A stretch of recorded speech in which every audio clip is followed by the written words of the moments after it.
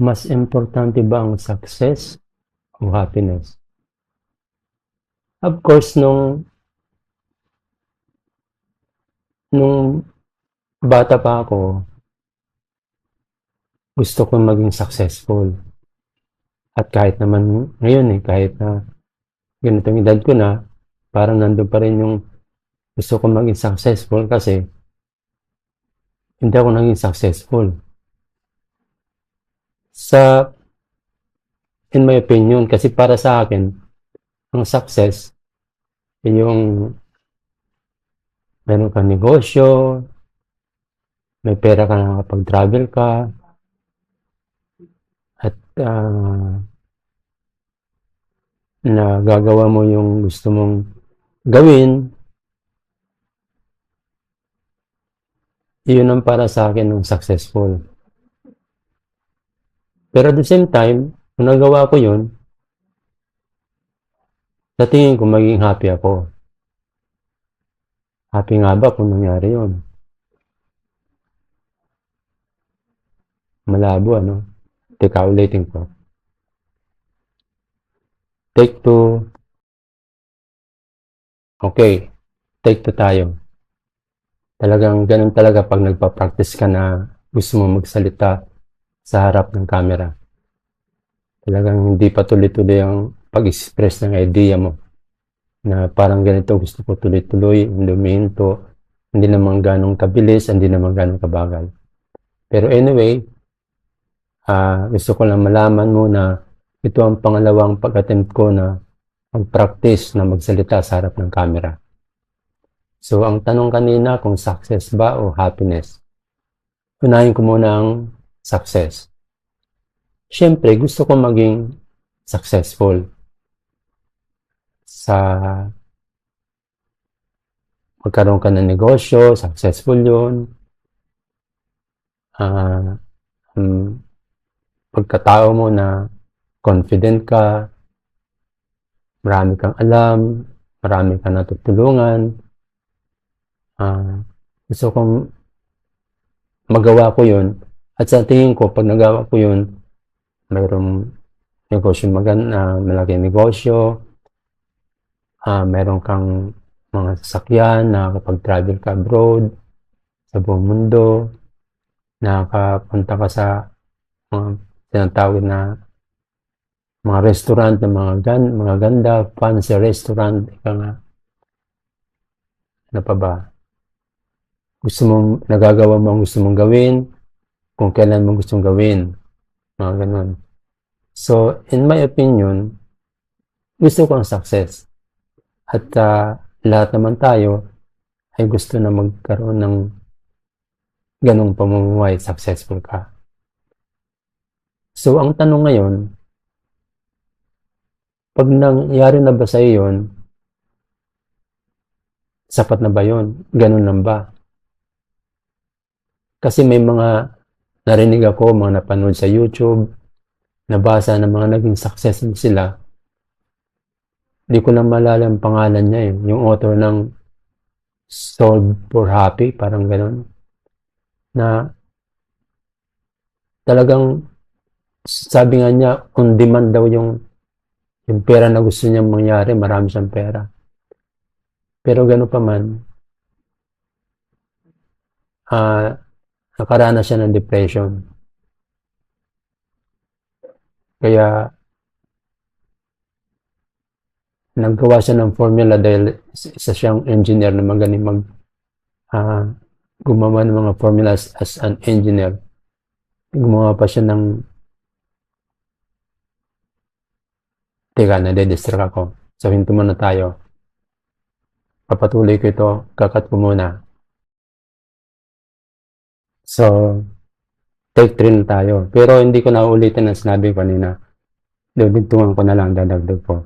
So, nabanggit ko kanina na ano bang para sa akin ang success. So, yung marami kang pera, may negosyo ka, may mga sasakyan ka, nakakapag-travel abroad, yung mga nakikita natin sa YouTube, ang mga kinaigitan natin. Yun ang definition ng success para sa akin at hindi lang sa akin, sa iba. Pero ang tanong ngayon, kagaya na nabanggit ko kanina, yung isang tao na naging successful siya sa trabaho niya at marami siyang pera, sabi ko nga, on demand ang pera niya kung parang madali siya makakuha ng pera. Sabi nga niya, isang click lang niya, nakakabili siya ng Rolls Royce. Pero mo yun, Rolls Royce. Just a click of your fingers. So, pero, in spite of that, nagkaroon siya ng depression. Kaya sumulat siya ng libro ng title ay Solve for Happy. So, siguro ang iba sa inyo ay familiar sa libro na yan at kilala nyo kung sinong tinutukoy. So, yun. Hindi ibig sabihin na marami kang pera o successful ka, you're happy. So, may mga iba-ibang factors yan. Kasi may mga tao naman na successful sila, maraming pera, happy talaga. So, siguro marunong na sila magdala ng kanilang kayamanan, ng success nila. Siguro yun ang isang factor. Ngayon, kung maging successful ako ng ganun, hindi naman ako happy, syempre,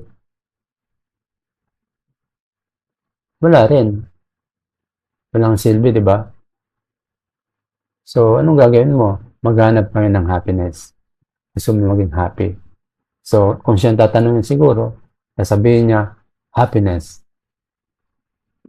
Sige, punta naman tayo sa happiness. Kung pipiliin mong happiness, so, pag sinabi bang happy ka, o maging happy ka ba kung wala kang bahay man lang na natutuluyan ng simpleng bahay na meron ka natutulugan, na kain ka ng 3 times a day.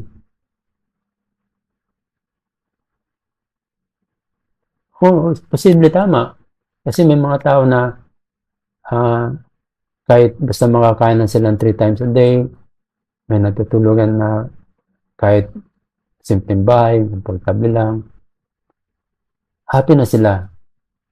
Sabi ng mga vlogger na papanood ko sa YouTube na bilib daw sila sa mga ordinaryong tao dito sa Pilipinas na kahit simple lang buhay nila, they are happy kahit hindi marangya ang buhay nila. Hindi sila mayaman, walang mga malaking negosyo, pag kinukumpara nila sa iba. So, yun daw isa sa mga nag-a-attract sa kanila kung bakit gusto nila dito dahil simpleng buhay lang, yung mga tao dito, friendly, kahit hindi mayaman, masaya sila. Hindi katulad daw sa lugar nila, sa West, na maraming mayayaman doon pero ang mga depressed ang mga mukha. So, yun. Siguro para sa akin, pagsabay na natin, di ba? Para mas maganda.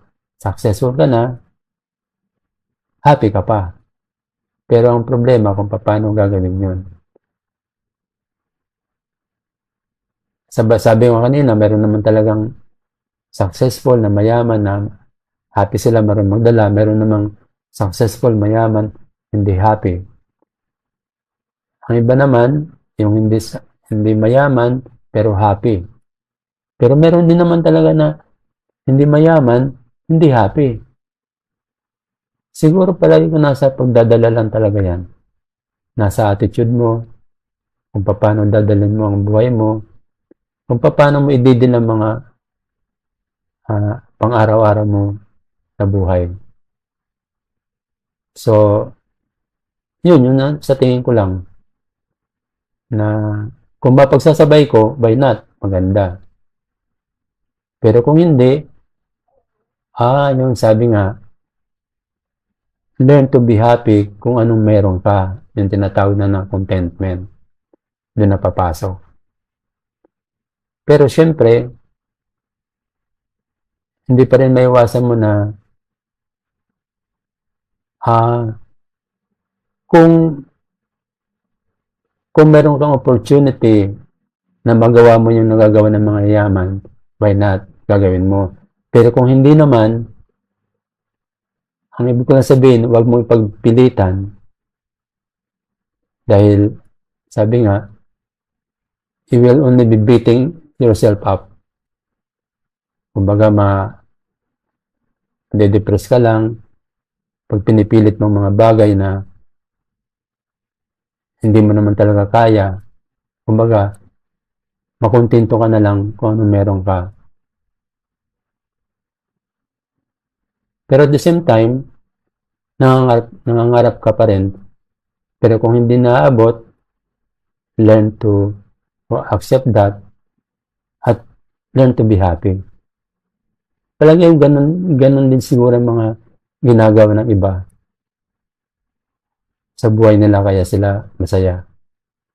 At ganun na rin siguro, hindi siguro, ganun ang ginagawa ko. I have to accept and be contented with what I have. Kasi kung hindi, ano mangyayari sa akin? Kaya nga, ang sabi nila, sa ibang usapan na yun, meron akong nasa idea pero ibang topic na yun. So for the time being, kung mapagsasabay mo, why not? Pero kung hindi, learn to be happy, be contented with what you have right now. Yun. Ngayon, kayo po na nakikinig, ano sa tingin nyo? Success or happiness? Please comment below.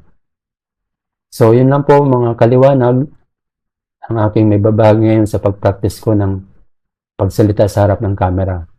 I hope kahit papano pakunti-kunti nag-improve ang aking mga pag-express ng aking idea. So, yun lang po. Maraming salamat sa pakikinig, sa panonood nyo mga kaliwanag. Ito po yung lingkod, si Edwin. Si Edwin Tan, nagpapaliwanag lang. So, kagaya sinabi ko, please comment below kung ano yung para sa inyo, success or happiness, at pag-usapan natin yan. Ano lang, usapan lang na walang galit. Ibang nagpapaliwanag lang. Hindi ako galit. Okay, thank you. See you next time. Bye for now.